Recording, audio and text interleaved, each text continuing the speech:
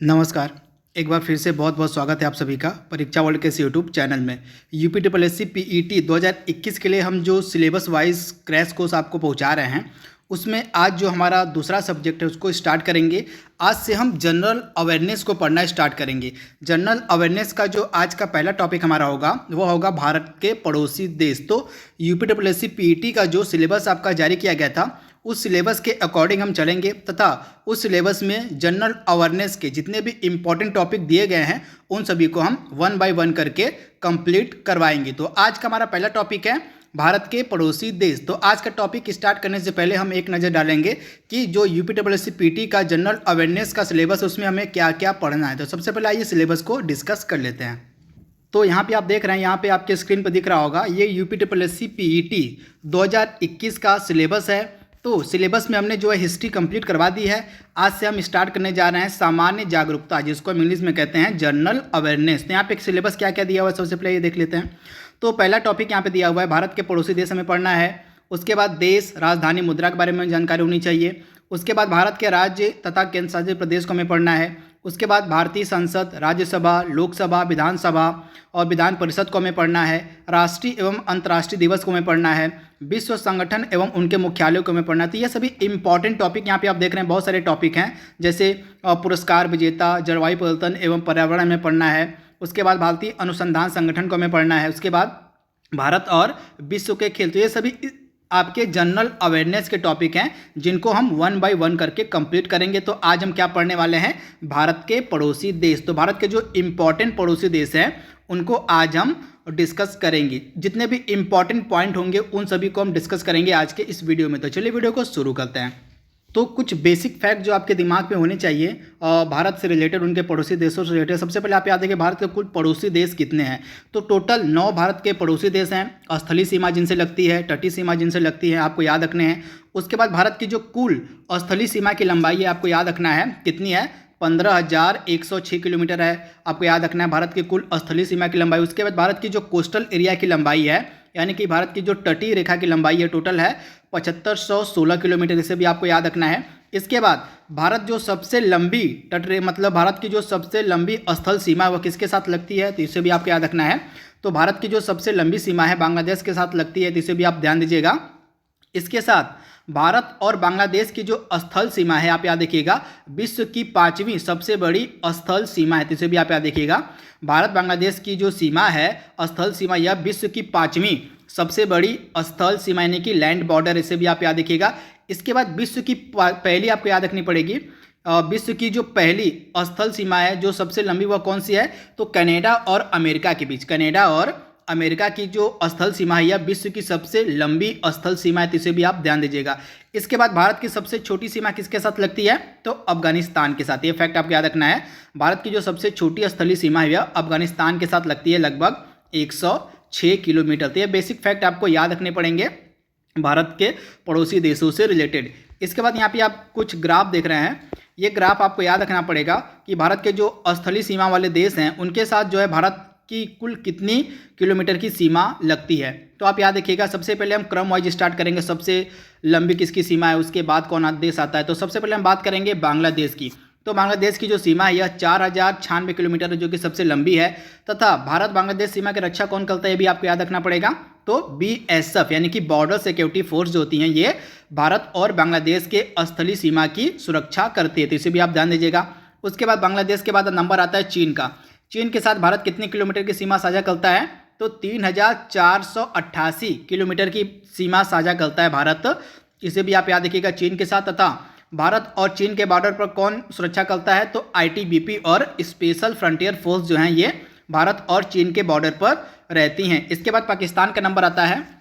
पाकिस्तान के साथ कितनी सीमा हम साझा करते हैं स्थलीय, तो 3323 किलोमीटर की सीमा भारत पाकिस्तान के मध्य स्थलीय। तथा भारत पाकिस्तान के सीमा पर कौन सी फोर्स रहती है, BSF यानी कि भारत पाकिस्तान सीमा की जो सुरक्षा है बॉर्डर सिक्योरिटी फोर्स करती है, तो इसे भी आपको ध्यान देना है। इसके बाद पाकिस्तान के बाद नंबर आता है नेपाल का।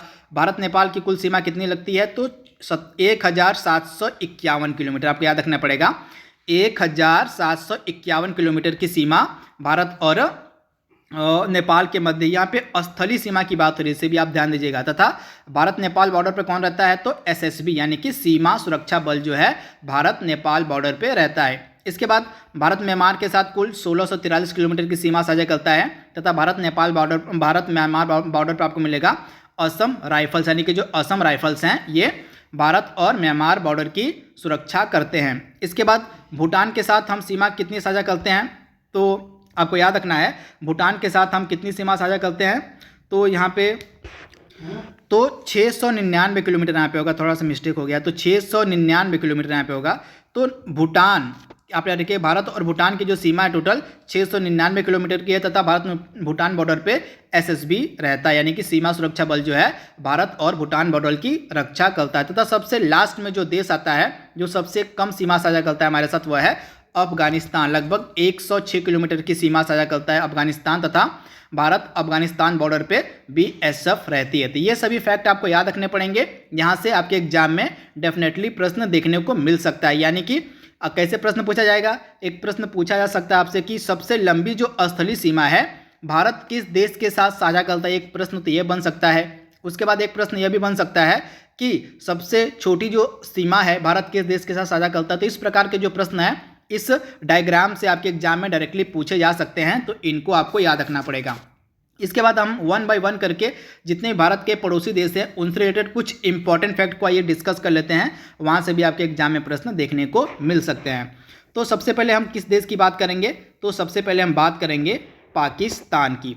तो पाकिस्तान की राजधानी क्या है, तो पाकिस्तान की राजधानी आपको मिलेगी इस्लामाबाद। यहाँ के प्रधानमंत्री हैं इमरान खान तथा यहाँ के राष्ट्रपति हैं आरिफ अलवी। तो ये बेसिक फैक्ट आपको याद रखना पड़ेगा।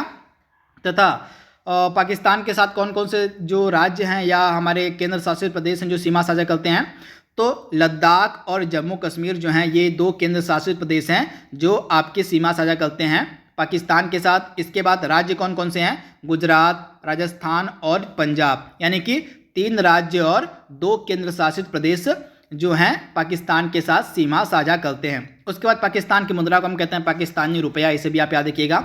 इसके साथ पाकिस्तान को जो है नहरों का देश कहा जाता है, जिसे आप ध्यान दीजिएगा, पाकिस्तान को नहरों का देश क्या कहा जाता है। इसके बाद किरथर, हिंदकुश, सुलेमान यहाँ की प्रमुख पर्वत श्रेणियाँ हैं, इन्हें भी आप याद रखिएगा। इसके बाद हिंदकुश जो पर्वत श्रेणी है, इस जो पर्वत चोटी है, इसकी जो सबसे सर्वोच्च चोटी उसको हम कहते हैं तिरी चमीर। तथा यह जो तिरी चमीर है यह पाकिस्तान की सर्वोच्च चोटी भी है। तो इनके बारे में आपको याद रखना पड़ेगा। कुछ बेसिक फैक्ट पाकिस्तान के जो हमने आपको बता दिए हैं, यहीं से आपके एग्जाम में डायरेक्टली प्रश्न पूछे जाएंगे, तो इन्हें आपको याद रखना पड़ेगा। इसके बाद अगला हमारा पड़ोसी देश कौन सा है, तो अगला हमारा पड़ोसी देश है बांग्लादेश। तो बांग्लादेश की राजधानी क्या है, बांग्लादेश की राजधानी आपको मिलेगी ढाका।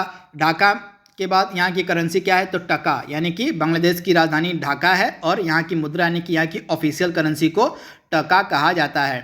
इसके बाद बांग्लादेश के जो हैं प्रधानमंत्री कौन है वर्तमान में, शेख हसीना, यानी कि शेख हसीना जो है वर्तमान में बांग्लादेश की प्राइम मिनिस्टर हैं।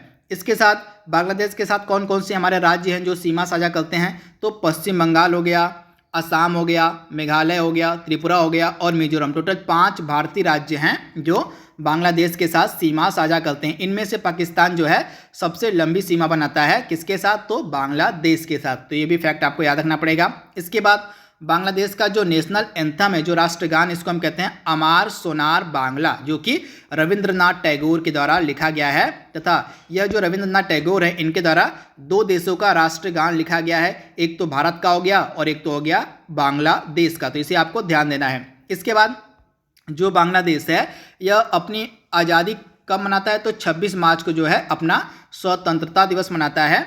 इसको आज़ादी मिली थी 26 मार्च 1971 को पाकिस्तान से। तो इसे भी आप याद रखिएगा, 26 मार्च 1971 को जो है पाकिस्तान से इसको आज़ादी मिली थी। किसको, तो बांग्लादेश को। इसके बाद जो बिम्स्टेक है, बे या बंगाल देशों का जो समूह बिम्स्टेक है, इसका मुख्यालय भी आपको बांग्लादेश में मिलेगा। इसके बाद भारत और बांग्लादेश के मध्य कुछ एक्सरसाइज भी की जाती हैं, जैसे मैनामती हो गया, मैत्री हो गया, उसके बाद बोंगो सागर हो गया, ये सभी एक्सरसाइज जो हैं भारत और बांग्लादेश के साथ की जाती हैं। तब बांग्लादेश का फादर ऑफ नेशन किसे कहा जाता है, ये भी प्रश्न कई बार एग्जाम में पूछा जाता है। तो शेख मुजीबुर रहमान, ये नाम आप याद रखिएगा, शेख मुजीबुर रहमान को जो है फादर ऑफ द नेशन कहा जाता है बांग्लादेश का। तो ये भी कई बार एग्जाम में प्रश्न पूछा जाता है। इसके बाद बांग्लादेश को जो है नदियों का देश कहा जाता है। वहाँ पे हमने पिछले स्लाइड में देखा था कि जो पाकिस्तान है उसको नहरों का देश कहा जाता है तथा जो आपका बांग्लादेश है इसको नदियों का देश कहा जाता है। इसके बाद बांग्लादेश का जो काक्स बाजार है यह विश्व की सबसे बड़ी पुलिन है। ये भी फैक्ट आप याद रखिएगा, जो बांग्लादेश का काक्स बाजार है यह विश्व की सबसे बड़ी पुलिन है। इसके बाद बांग्लादेश का एक फेमस बंदरगाह है जिसका नाम है चटगांव, तो इसे भी आप याद रखिएगा। बांग्लादेश का एक फेमस बंदरगाह है जिसका नाम है चटगांव। तो ये सारे फैक्ट आपको याद रखने हैं बांग्लादेश से रिलेटेड। इसके बाद हमारा अगला पड़ोसी देश कौन सा है, तो अब हम बात करेंगे चीन के बारे में। तो चीन आप याद रखिएगा विश्व में जनसंख्या के मामले में पहले नंबर पे आता है। ये फैक्ट पहले आपको याद रखना पड़ेगा। जो चाइना है, जो चीन है, यह विश्व में जनसंख्या के मामले में सबसे टॉप पे आता है। वहीं अगर हम एरिया की बात करें, क्षेत्रफल की बात करें, तो क्षेत्रफल के मामले में चीन का विश्व में तीसरा स्थान है। तो ये दो चीज़ें आपको याद रखनी पड़ेंगी चीन से रिलेटेड। जो चीन है यह जनसंख्या के मामले में पहले स्थान पे आता है और क्षेत्रफल के मामले में पूरे विश्व में तीसरे स्थान पे आता है। इसकी राजधानी है आपको बीजिंग मिलेगी।